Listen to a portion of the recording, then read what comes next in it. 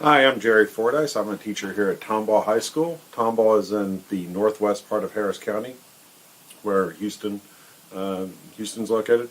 I've been teaching here for 12 years. I teach the journalism programs, including newspaper, yearbook, journalism, photojournalism, and broadcast journalism, which is the one that applies to most of you guys.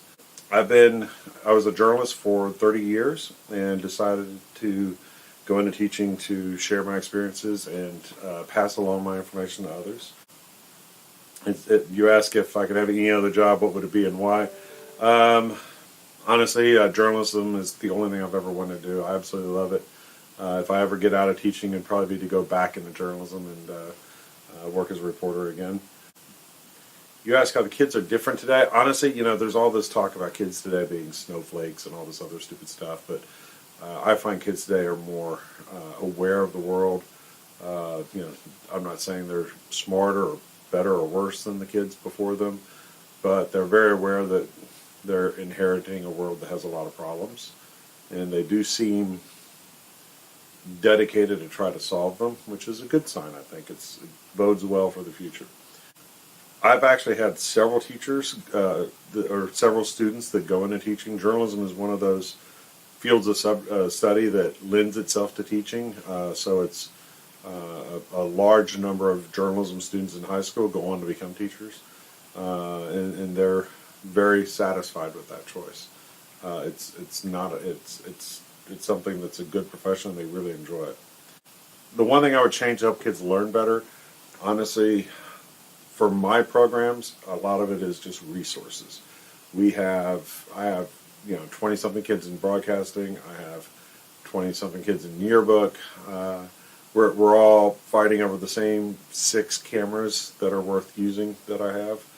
I've got one that's a modern, full-frame, mirrorless camera. The rest of them are older DSLRs. We don't get a budget from the district or anything, and it's not. I'm not saying just my district. A lot of districts are like this.